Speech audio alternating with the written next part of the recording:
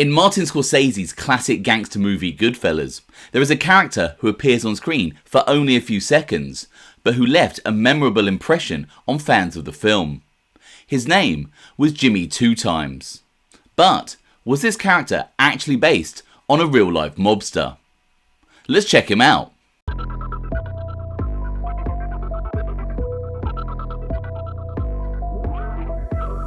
Welcome to OC Shorts, bringing you detailed historical snapshots of the American Mafia and other organised crime. Feel free to subscribe if you like that sort of thing. Today we're going to take a quick look at the Goodfellas character Jimmy Two Times and explore whether he was inspired by a real-life gangster. Around 17 minutes into the mob movie Goodfellas, Ray Liotta's Henry Hill is introducing the audience to a variety of mobsters who appear on the screen. One of these characters, who appears for just a couple of seconds, is never forgotten by fans of the film. His name is Jimmy Two Times. As Ray Liotta narrates, and Jimmy Two Times, who got that nickname because he said everything twice. The character then delivers the unforgettable line, "I'm gonna go get the papers, get the papers." So, the question is, was Jimmy Two Times an actual, real-life mobster? While there appears to be no record of a gangster called Jimmy Two Times, there was in fact a mobster who is believed to have been the inspiration for the memorable character. His name was Johnny Echoes Campopano. John Campopano was born on the 13th of August 1934. Unsurprisingly, he earned his nickname Johnny Echoes from saying everything twice. Sources vary as to whether this was a speech impediment or a long-time habit. The film Goodfellas is set around a crew associated with the Lucchese Crime Family. Johnny Echoes is alleged to have been a made man in the Lucchese family, although some sources list him as an associate. In Scott Dietschy's excellent book Hitmen, he describes the mobster. One of the prominent Pleasant Avenue heroine figures was Johnny Echoes Campopano, who looked like Dean Martin. Pleasant Avenue in East Harlem was notorious for being a hub of major drug deals in New York City. And Johnny Echoes was considered a major wholesale dealer of narcotics.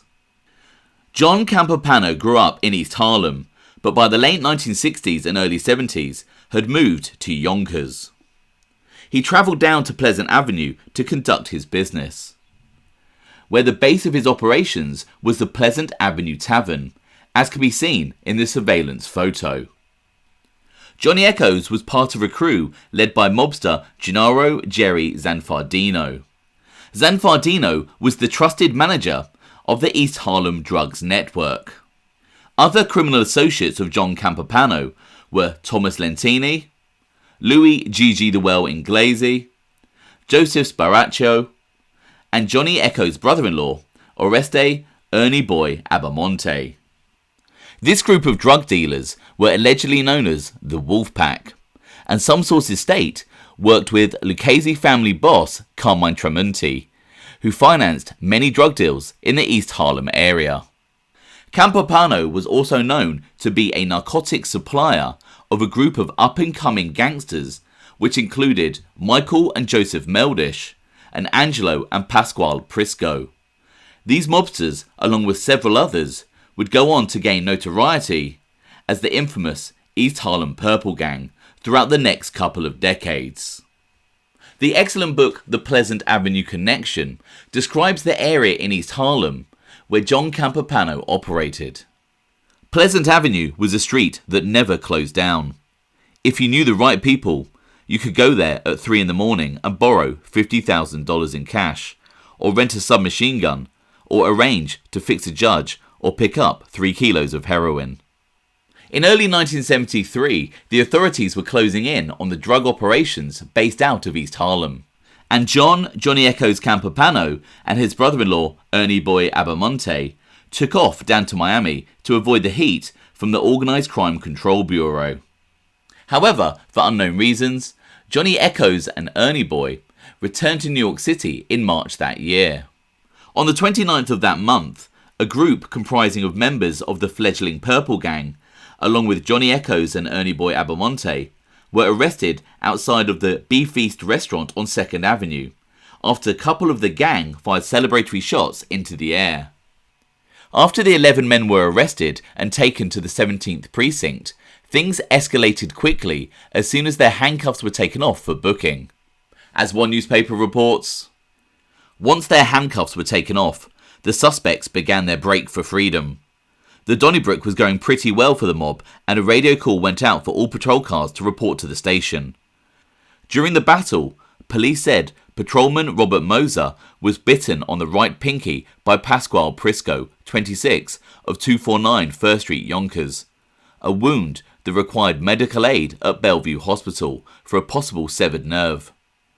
Prisco was charged with felonious assault in addition to harassment. Also charged with harassment was Salvatore Salimoon Tomasetti, 31, of 2 Markwood Place, Ardsley, who had a previous arrest for a membership in a Bronx multi-million-dollar narcotic processing operation. Others charged with harassment include the Beef Feast manager Joseph Marino, 38, of 242 Talbot Place, Michael Meldish, 21, of 1560 Dwight Place, Frank Stasi, 52, of 1113 Vincent Avenue, All Bronx, Raymond Ray Rosildo, 24, of 346 East 106th Street, and Ernest Abbamonte, 24, of 327 East 116th Street, who was charged also with disorderly conduct.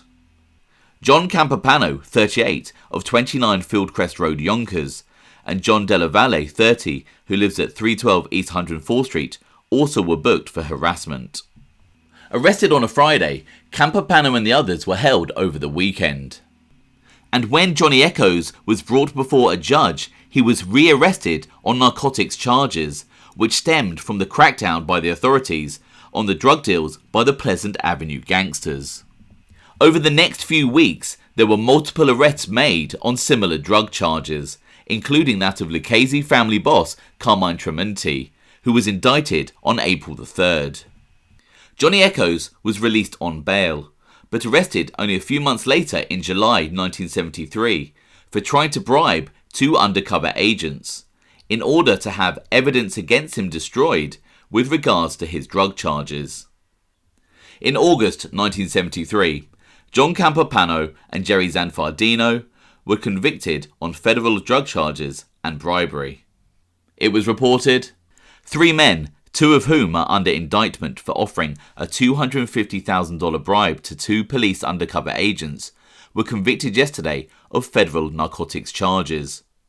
The men were arrested in April, along with 83 others in raids, which authorities said were the most damaging ever to the narcotics traffic here. A jury of 9 women and 3 men deliberated for more than 6 hours after a 2-week trial in Manhattan Federal Court, before finding the men guilty of conspiracy to distribute cocaine and heroin. The men are Gennaro Jerry Zanfardino, 44, of Plainview, Long Island, Johnny Echoes Campapano, 38, of 29 Fieldcrest Road, Yonkers, and Arcadio Canobarrasso Boria, 35, of 1796 3rd Avenue. Zanfardino and Campapano were arrested last month with 4 other defendants after they allegedly offered what police said was the largest bribe ever to New York cops to destroy evidence in their drug case. Johnny Echoes was released from prison on special parole in around December 1979, after serving only 6 years of a 35-year sentence. In 1977, a court of appeals had reversed John Campapano's drug indictment, essentially leaving him to only serve time for bribery. But Johnny Echoes' time behind bars didn't deter him from picking up from where he left off. And in early September 1980, 9 months after his release, Campapano was arrested again in a $2.1 million drug bust. However, this time, Lady Luck was on Johnny Echoes' side when he walked out of court a free man due to a technicality. The Daily News reported 6 alleged heroin and cocaine wholesalers who were grabbed in a $2.1 million heroin and cocaine bust were held in $5.4 million bail in Manhattan Federal Court yesterday. But the biggest catch in the raid, alleged drug kingpin Johnny Echoes Campopano walked out of court on a technicality. The 7 alleged heroin and coke dealers who were rounded up by 65 Drug Enforcement Administration agents Wednesday in a mammoth dragnet were seized along with 9 pounds of heroin, 6 pounds of coke, $500,000 in cash, 5 sophisticated weapons and 2 flashy cars, authorities said. DEA agents estimated the confiscated heroin was worth $2 million and the cocaine $180,000. The 7 were hauled into Manhattan federal court before U.S. Magistrate Nina Gershon for arraignment yesterday afternoon on charges of conspiracy to distribute heroin. For 6 of the suspects, bail was set at sums from $30,000 to $3 million. But Campopano, 46, of 29 Fieldcrest Road, Yonkers, who was paroled only 9 months ago from federal prison on a 1973 conviction for bribery of cops in a drug case, was released when Assistant U.S. Attorney Lawrence Ruggiero refused to identify a government informer whose information had led to Campopano's arrest. But the following year, in 1981, Johnny Echoes' luck ran out when he was charged with being involved in a heroin ring, and he would receive a 15-year sentence. It was reported. The government said that the 75 federal agents who took part in the investigation in New York, Baltimore and Detroit seized heroin with an estimated street value of $10 million. There was enough heroin seized to provide 100,000 street-level dosage, the memo said. Ward imposed prison sentences of 20 years on co-defendants Anthony Vallone, 38, of Hicksville, and 15 years on John Campopano, 46, of Yonkers. In 1997, just a few years after completing his latest sentence, Johnny Echoes Campopano was arrested in September, again on drug-related charges. It was reported. Federal agents arrested 14 drug suspects yesterday, busting up an alleged gang of older mobsters who dumped millions of dollars worth of Asian heroin onto the streets of New York. Among those arrested was Albert Pucco, 73, a grandfather known as Uncle Albert, an aging associate of a nearly extinct faction of a mafia clan, prosecutors say. Pucco's alleged accomplices included retired state worker Frank Catino, 65, Catino's brother Alfred, 56, Johnny Echoes Campopano, 63, who asked a judge for heart medicine, Johnny Blue Ferrari, 61, who collects an $180,000 a month pension, and one-time acting Lucchese boss Anthony Boat Barata, 56. Also connected with this case was violent Purple Gang member Michael Meldish. On March the 19th, 1998, both Johnny Echoes and Michael Meldish pled guilty to their charges. The aging Campopano was sentenced to 96 months inside. After completing yet another stretch in prison, Johnny Echoes Campopano, the alleged inspiration for Jimmy Two Times in the film Goodfellas, drops off the radar until his death on October 7th, 2018. He was 84 years of age. I hope you found that interesting. Thanks for watching.